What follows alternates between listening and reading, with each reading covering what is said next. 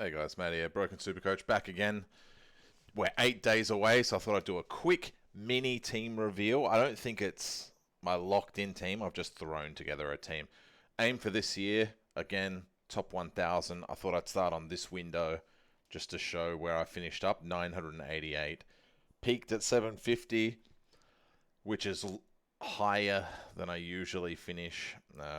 But, we came back from 42,000, so we made up 40,000 spaces. So pretty happy with that, including you guys would remember the one round where we were nearly top 10 for the round, 13th for the whole round, and that 41st for some of those buy rounds. So really happy with that. It was a good year. Got the socks, got the drink bottle, especially after missing out in 21, finishing 1090 at peaking at, 89. So it was a reverse sort of year. If we can get a start like we had in 21 and a finish like we had in 22, we're in for a big year. But let's try. We're going to aim for top 1,011 again. And the other aim is just to have a lot shorter videos.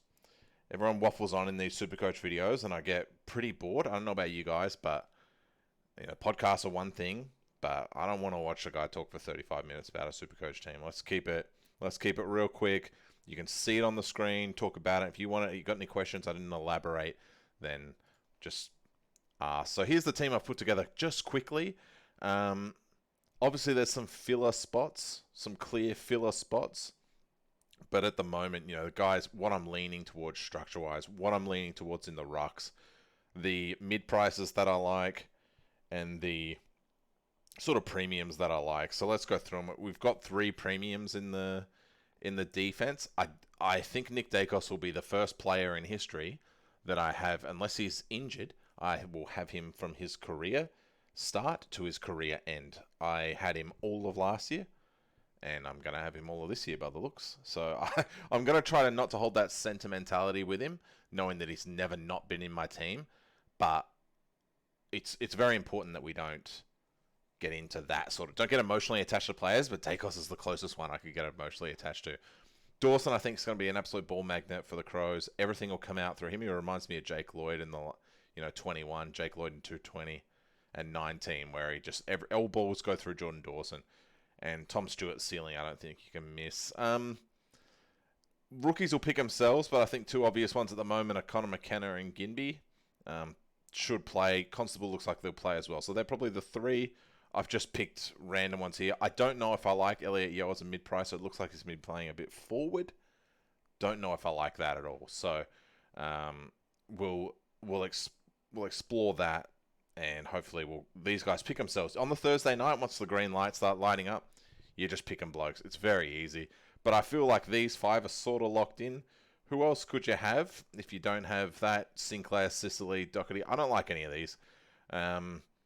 I like Sinclair, but I don't like him for his price. I think 625 is a little high. And I don't know about Sicily in a team that's trying to lose.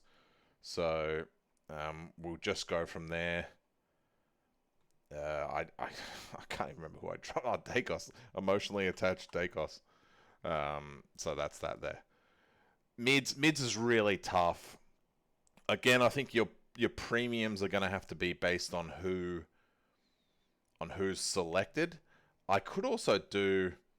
I think I can do something like, if I get rid of Mitchell, I can afford a better premium here as well, which might work. I don't know. For those, you just hit the own percentage to see what people are leaning towards. I know Will Phillips is in a lot of teams. Connor Rose is in a lot of teams. I haven't quite fit him in yet. There's a lot of guys I like here. We've got to explore as far as which mids go. Neil certainly is one I'll lean towards. He's so expensive though, but I think Neil over McRae is probably the right call. But if I need that 40k, I'll go towards McRae. At the moment, Mitchell at 5 is probably the best go. And potentially Sloan at 400 could be really nice as well. But it doesn't look like he's getting CBA. So Hunter, Hopper, Ashcroft, those guys pick themselves. And these rookies, there'll be enough rookies. If I have to do one more premium to get another rookie, so be it. Rucks-wise, Gawn and English. There's so many choices. Could you go... I think you have to keep picking Gawn. until he tells you not to pick him. So I think you just have to pick Gorn. We last year, it was a big part of why we screwed up, was we didn't start Gorn, and we were chasing him the whole year, and then we finally got him in, and he was a big part of why we ended up in the top 1K in the end. Rowan Marshall, a lot of people leaning towards, don't like it. I liked what English did last year, but I don't like that he's 580k. Loved what Wits gave us last year. I made a promise to myself that I'm never going near Darcy, and I just don't like the idea of going Gorn and Grundy in the same team. I don't really care for that, and I don't think Luke Jackson's going to be playing ruck much. Sean Darcy will attend those. So I think it's probably Tim English for me, though Rowan Marshall could definitely get a look. In fact, we're going to hit him. We're going to hit him here because I kind of really like that now that I've thought about it, which gives us a bit more cash, 150k to deal with. So we're happy with that. And then just any random plotter on the bench. If we get a playing ruck, so be it. I think it's really important to have DPP because of our Darcy Cameron pick. It's really important to have someone that we can swap here. So I don't care if someone's not playing here. I want to be able to get Darcy Cameron in if we have to cover, because you don't want to be trading out rucks like that. Forwards, I don't know how I feel about Fife. I think his fitness is definitely an issue. But Philippou, Pedler, I don't know about Radaglia, but if he's not picked his pick, if he's picked his pick rather. But Taranto and Dunkley and Cameron are the three you have to have at the moment. Probably Fife. I think Pedler should start in round one. The other rookie I was thinking about here, speaking of Crows rookies in the defense, is Michelani. I think he probably will play now that Worrell's out, but he may not because there's a few tools that he's competing with. So, pick them as they go green. Otherwise, that's the team there. Obviously, we're in really preliminary stages of picking this team. I'm not committed to nearly anyone at the moment. I'm probably only players I'm really committed to are probably Dunkley, Taranto, Cameron, Gorn, Laird. I think you have to have, and then Stewart, Dawson, Dacos. I think I'm committed to those. I'm not even sure I'm committed to Dawson, but that's the team. Let us know what you guys are leaning towards. Obviously, I can't give you too much info. I know there's a lot of videos going out there about top 5 this, top 5 that, top 5 primos. It's totally irrelevant because your team does pick itself. So take a look.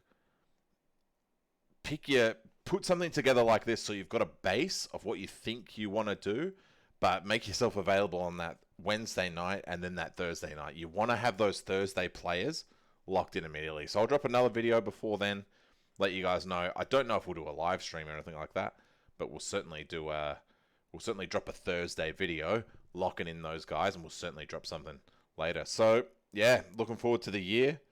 All aboard, I guess, and let's hope for a real good start this year.